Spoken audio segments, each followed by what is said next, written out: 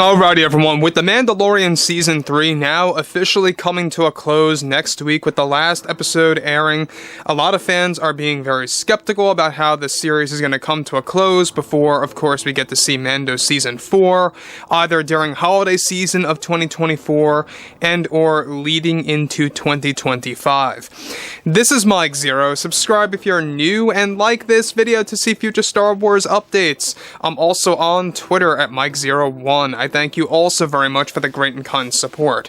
Now, there's a lot of things happening between the Disney executives, the board members, Bob Iger. I mean, there's been this constant shakeup for the past numerous months, and we already know that there's a lot of problems and a lot of issues happening in between, or between both Bob Iger and Kathleen Kennedy for the longest time now.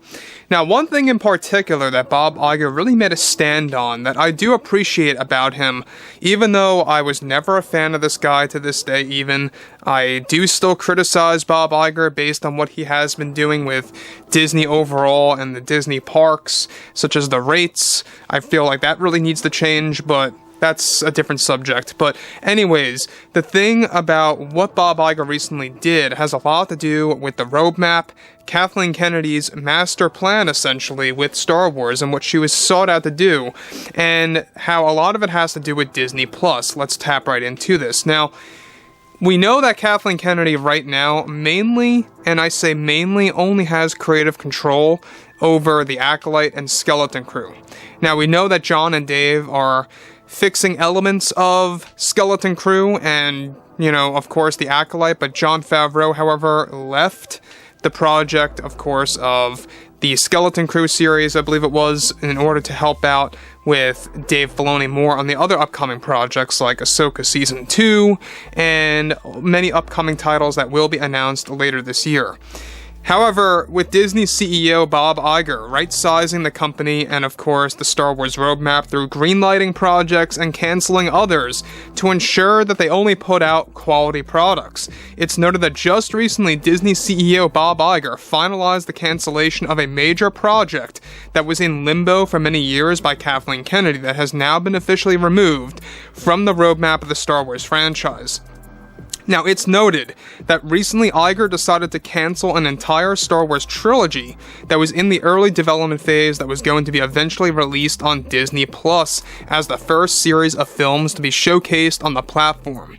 This was a Kennedy-driven trilogy that Kathleen Kennedy wanted to actually make a series of 3 small-scale, High Republic-era Star Wars movies that would focus on many events that are told in the books and comics, and even brand new story ideas mixed in. One of the main characters was going to be a Wookiee Jedi, as well as Geo the Rock, in many instances along with other human Jedi characters, during a time of peace in the galaxy. Let me stop right here for 1 second. Now, we know that the Acolyte 2 is a High Republic-centered project, and you're going to see a lot of elements of the High Republic in the Acolyte series, so just be aware about that. You know, if you guys have read up on the books and the comics of the High Republic, you're going to see a lot of elements of that spilling in to the Acolyte series. And I've said this many times here, that I really do believe that the High Republic is not Star Wars, in my opinion. It just feels way too different, but I digress. What Kathleen Kennedy recently was attempting to do that got canceled, thanks to Bob Iger, by the way, but what she was actually brought to do with the Star Wars universe would have literally broke the franchise, I believe, permanently. I don't think you could have, gone out of the equation from this. I don't think fans would have been able to return from this if this were to actually be developed and released on Disney+. So this is where things begin to go downhill, because these 3 small-scale High Republic movies as a trilogy was not only going to be small-scale films, they were going to be low budget, they were going to have a lot of unknown writers coming on board to handle this actual trilogy, much like Rian Johnson at the time, who handled The Last Jedi, even though he had Looper and stuff like that. A lot of fans, or a lot of people, had no idea who Rian Johnson really was back then. Now, sure, today a lot of people do because of Knives Out and Poker Face and stuff like that. But anyways, this is where things begin to get more complex, is that The trilogy was going to focus, get ready for this, away from any kind of war or battle, and that Kennedy was focused on making it a very safe and peaceful trilogy with little to no fighting. Instead, the trilogy was going to focus on environmental disasters that the Jedi would have to face, that this was Kennedy's way of sending a message to many things that are happening and or could happen on Earth, ranging from, of course, natural disasters, to asteroids, and even to, of course, environmental disasters. Kennedy's plan was to essentially shift completely away from the wars and battles that have been a tradition in the franchise. Let me just say one thing, guys. I mean, this is not Peace Wars, or Star Peace, whatever you want to call it. This is not how you handle Star Wars. You literally have wars in the title, or in the actual brand, the IP, if you will. You can't shift away from that. That's like Marvel saying we're going to focus away from any kind of superheroes or comic book related content. You just don't do that. Now, Kennedy was described to be very angry after hearing that Bob Iger canceled this entire trilogy and made it final just a couple days ago in a recent meeting with many of the executives and board members to ensure that this would never be produced in live-action formats anywhere for the brand. Kennedy additionally is trying to use some elements of her failed trilogy that got canceled in some of the Acolyte reshoots that are happening right now to this day. Now, here's the thing about this too, is that we also know that the Acolyte series has been going through a very rough patch.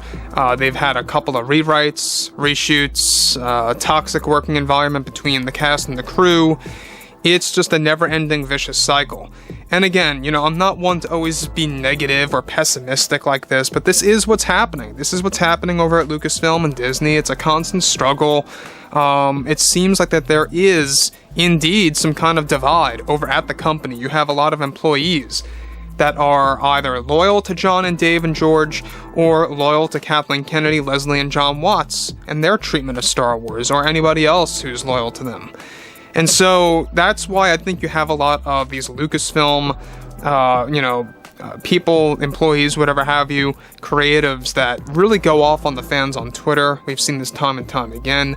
Even actors, some of the actors associated with Lucasfilm before in the past, they have really downplayed the fans, such as Freddie Prinze Jr., practically, literally making fun and poking fingers at the fans and stuff like that, just because they did not like The Last Jedi, just because they did not like how Luke was handled in Episode 8. So, again, I think that we dodged a bullet. We most certainly dodged a major bullet here. We dodged a missile when it came to this Kathleen Kennedy-driven trilogy, and I'm really happy that Bob Iger, stepped in and really made something happen about this. The fact that it did take a while to finalize this, but he got this off the greenlight roadmap of Star Wars projects and just dismantled it. So anyways, guys, I would love to hear what you guys have to say about all of this below in the comments about Kennedy's trilogy that went to a failure.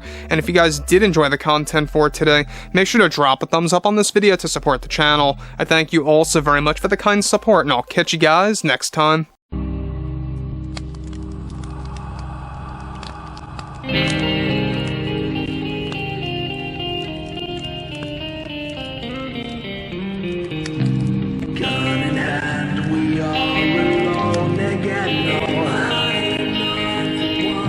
From night to moon.